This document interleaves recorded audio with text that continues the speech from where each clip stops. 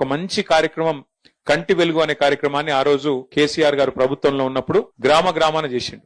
అప్పుడు మన వీర్నపల్లిలో కూడా చేసే ఉంటారు. చేసినాక అందరికి అద్దాలు ఇవ్వడం, అందరికి కావాల్సిన మరి వైద్య పరీక్షలు చేయడం, ఇవన్నీ కూడా మొత్తం రాష్ట్ర వ్యాప్తంగా కోట్లాది మంది ప్రజలకు మంచి బ్రహ్మాండమైన స్క్రీనింగ్ క్యాంపులు పెట్టి చేయడం జరిగింది. సరే, ప్రభుత్వాలు మారుతాయి, ఎందుకంటే ఎవరికి అధికారం శాశ్వతం కాదు, ఎవరు పర్మనెంట్ కాదు. ఆ సీట్ల మారింది. సరే, కారణం ఏమైపోయినట్టుకి మారింది. మారినాక నిజానికి ప్రభుత్వాలకు ఉండాల్సిన లక్షణం ఏంటంటే గత ప్రభుత్వం ఏదన్నా మంచి పని చేస్తే దాన్ని కొనసాగించాలి. మనం ఏం చేసినాం, గతంలో డాక్టర్ వైఎస్ రాజశేఖర రెడ్డి సాబ్ ఉన్నప్పుడు ఆరోగ్యశ్రీ అని ఒక పథకం పెట్టిండు. మన ప్రభుత్వం వచ్చింది, కానీ ఆరోగ్యశ్రీ పథకాన్ని మనం ముట్టలేదు, దాన్ని కొనసాగించినాం. మంచి పథకం, ఇంకా మంచిగా చేయాలి. 5 లక్షల మందం కాదు, అవసరమైతే 10 లక్షల మందం ఆరోగ్యశ్రీ పెంచాలని చెప్పి ఆలోచన చేసినాం. ఆ పథకాన్ని కొనసాగించడం తప్ప తీసేయలే. అట్లాగే ఫీజు రీయింబర్స్మెంట్ అనే పథకం పెట్టిండు రాజశేఖర రెడ్డి గారు, అది కూడా మనం కొనసాగించినాం. గతంలో ఎవరైనా మంచి పని చేస్తే దాన్ని కొనసాగించాలి తప్ప తీసేయద్దు. మరి కేసీఆర్ ప్రభుత్వంలో కేసీఆర్ గారు ఆ రోజు కంటి వెలుగు అనే ప్రోగ్రాం పెట్టిండ్రు.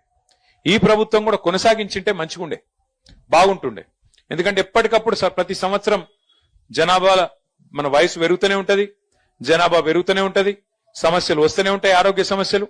కాబట్టి ఎప్పటికప్పుడు ప్రతి సంవత్సరం కంటి పరీక్షలు చేయించి ప్రతి ఊళ్ళే కళ్ళద్దాలు ఇస్తే ప్రభుత్వానికి మంచి పేరే వస్తుంది తప్ప చెడ్డ పేరు రాదు. కానీ ఈ కాంగ్రెస్ ప్రభుత్వం వచ్చినాక ఎందుకో ఏమో వాళ్ళు కేసీఆర్ పేరంటేనే వాళ్ళకి నచ్చలేదు. వాళ్ళు ఏం పేరున్నా తీసి పక్కకు పెట్టుతున్నారు. పిల్లగాళ్ళు పుడితే కేసీఆర్ గారు ఆ రోజు ఒక మంచి కార్యక్రమం పెట్టిండు. ఆడపిల్ల పుడితే ప్రసూతి ప్రభుత్వ దవాఖానలు అయితే 13,000 రూపాయలు ఇచ్చేది, కేసీఆర్ కిట్ ఇచ్చేది.